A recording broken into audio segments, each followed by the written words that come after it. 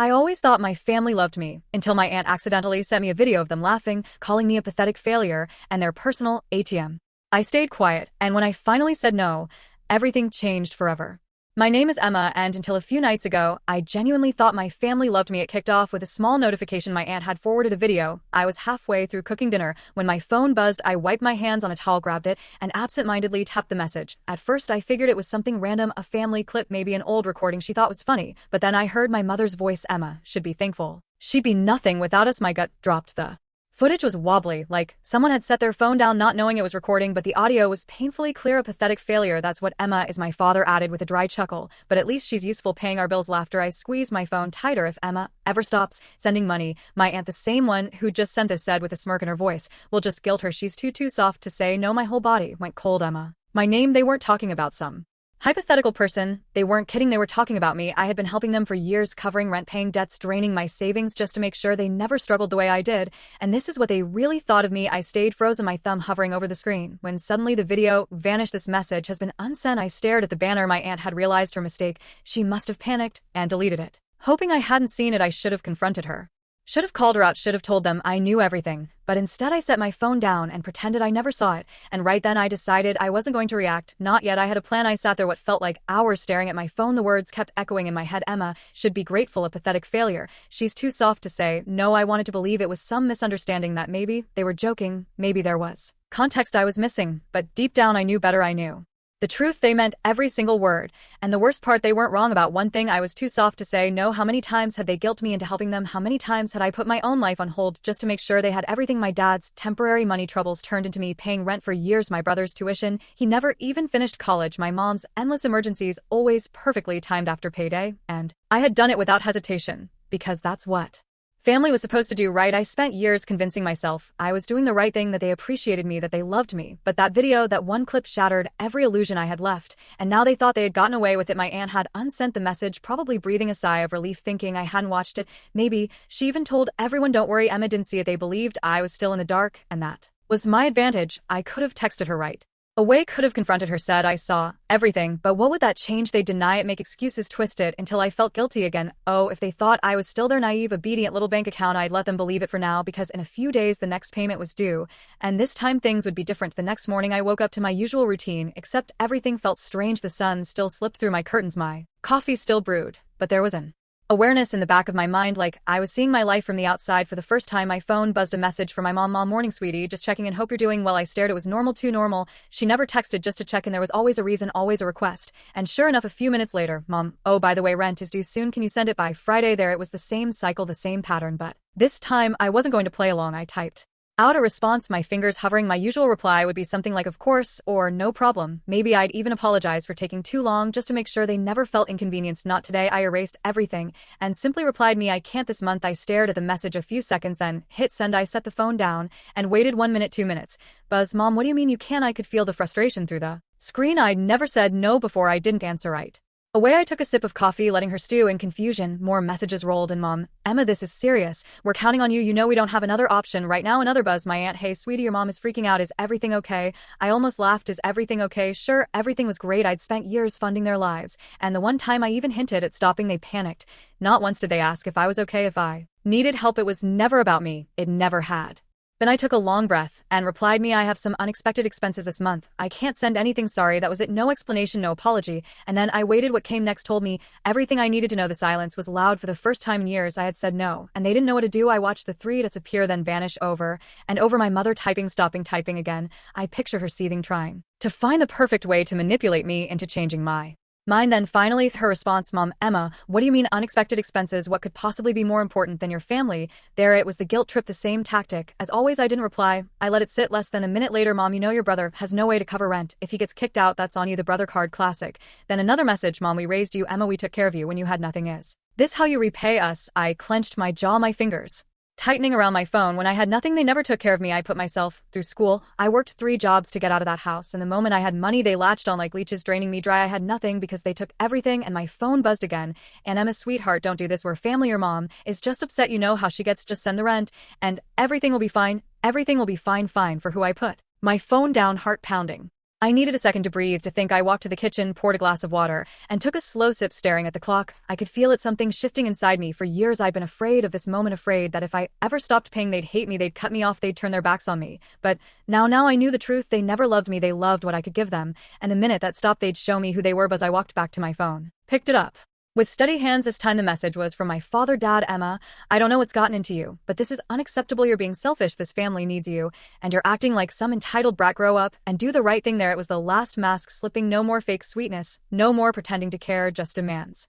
I stared at the words, my heart thudding in my ears, and then another notification popped up, a voice message from my aunt. My hands shook as I hesitated, my thumb hovering over play. Something told me this would change everything. I hesitated for a long moment, just staring at the little triangle on the screen. A voice note from my Aunt D. My heart pounded against my ribs. She wasn't the type to send audio. If she had something to say, she usually sugar-coated it via text, passive-aggressive, but sweet enough to make me feel guilty. But this felt different. Slowly I pressed play. Her voice came through, sharp and impatient. Emma, listen, I don't know what kind of game you think you're playing, but this isn't funny. Your mother is losing her mind. Your dad is furious. And honestly, I don't blame them. You've always been, well, a little ungrateful. But this is beyond selfish. I felt my stomach tighten, but I forced myself to keep listening. You have a good job, don't you? You make more than any of us. You don't even need that money. Meanwhile, your family is struggling, and what, you just wake up one day and decide you don't care anymore. A bitter laugh. You owe them, Emma, after everything they've done for you, after all the sacrifices they made. They gave you life, and now you're just going to walk away, pretend they don't exist. What kind of daughter does that? She exhaled hard, and for a second I thought she was done. But then, you know what? Her tone darkened colder. If you really want to be that kind of person, fine, but don't expect them to forgive you. Don't expect to come crawling back when you realize how much you need them, because once you cross this line, there's no coming back. The message ended. Silence. I let the words settle, my thumb over replay, my ears ringing, my hands numb. I should have been scared. I should have panicked. I should have scrambled to fix it, to apologize. But instead I felt calm. No more than that, I felt free, because she had just confirmed everything. They didn't love me. They didn't respect me. They didn't even see me as a person. I was just a bank account to them, a walking, breathing ATM. And the minute I stopped handing out money, I was nothing.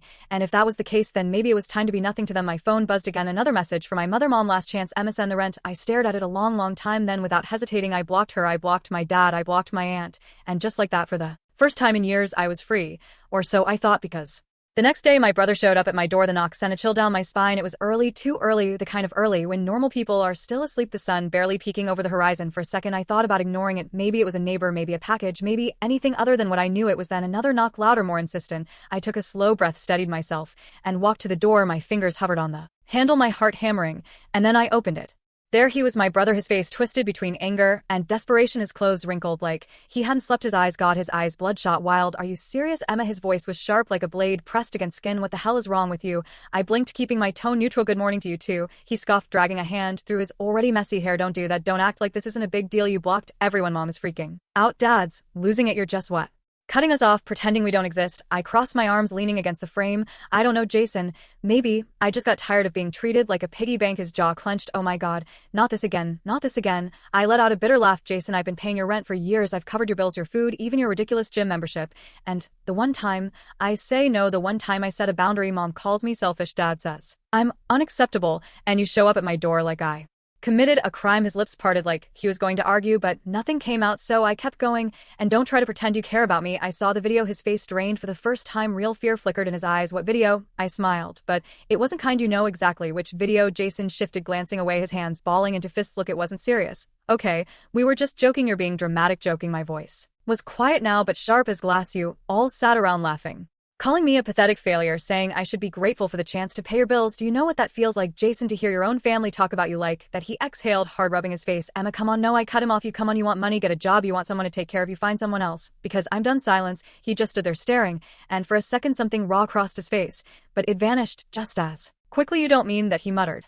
I held his gaze. Yes, I do. Another pause, then his expression hardened, his mouth twisted into something ugly. Fine. He spat. You want to be a selfish bitch? Go ahead, but don't come crawling back when you realize you have no one left. And with that he turned and walked away. I stood there watching him go, my chest tight, but my spine straight, because he was wrong. I did have someone left. I had myself. But just as I closed the door, letting out a shaky breath, my phone buzzed. I glanced at the screen, the familiar name flashing. It was my mother, but I wasn't picking up. Not this time. I'd been at her mercy for so long. Her demands, her guilt trips, the way she'd used my own sense of responsibility against me, manipulating me into giving up everything I had just to keep her from falling apart. Not anymore. I turned the phone face down and walked away. The truth was I was done being the constant source of money, the safety net that kept my family afloat when they couldn't be bothered to make their own. Way done with the lies and the manipulation. They'd never once asked how I was doing, never once considered the toll it took on me to be the one always picking up the slack. I had carried their weight for years, my mother's, my father's, my brother's, all of them acting like I owed them something, like my life was one long repayment for everything they claimed of sacrifice for me. But no one had ever asked what I needed, no one had ever cared about me, and now I was taking control, but my choice didn't go unnoticed. The next morning, as I sat in my living room, the quiet felt heavy, the weight of my decision settling in, but there was no regret, no second-guessing. I'd made the right call. Then my doorbell rang. I wasn't surprised. It was Jason. I could tell by the knock, demanding, impatient, the last person I wanted to see. But somehow not unexpected, I opened slowly, keeping my face neutral. Emma, he started, the usual arrogant edge gone, replaced by something almost pleading. You need to listen to me. I didn't invite him, and I stood in the doorway, arms crossed. I don't need to listen to anything you have to say, Jason. He blinked, taken aback. No, you don't understand. His voice softened, almost desperate. Mom's freaking out, dad's blowing up my phone. They don't know how to fix this. You've cut us all off. You can't just leave us hanging like this. I scoffed, leaning against the frame. Oh, I'm sorry. Did you think I was just going to keep enabling you keep paying your rent, your bills, and pretend everything was fine? No, Jason, I'm done. I don't care how much you or mom or dad beg. I'm done playing the family ATM. His eyes flashed with anger. You're acting like we've never done anything for you, like we're all just users, right? I didn't flinch. Believe me, I know exactly what I've been to you all. I've been a cash machine, a free ride, and I'm tired of it. Jason's face twisted. You can't just leave us hanging like this. You owe us. Emma, the word stung, but it didn't break me. It only made me more certain. I owe you. I've given you everything. I paid for your rent, your groceries, your bills while you stood there and watched. And you want to talk about, oh, his fists clenched at his sides. You'll regret this. You'll regret cutting us off. I couldn't help but laugh. No, Jason, you'll regret it, because I'm not the one who needs you anymore. Without waiting for a response, I slammed the door in his face. It felt good, but I knew the drama was far from over. Later that night, my phone buzzed again. I almost didn't check, but curiosity nudged me. It was from my dad. Dad, we raised you. Emma, don't think you can just walk away from everything we've done for you. You're making a huge mistake. Come back. We'll talk about it. We'll fix this. I could hear the desperation between the lines. I sat there for a moment, the phone warm in my hand. I could have ignored it. I could have blocked him too. But instead, I had a better idea. I wasn't just going to block them. I was going to make them face every lie, every moment they'd taken me for granted, and it was going to start now. I stood, went to my desk, and opened my laptop. It was time to send a message they wouldn't forget.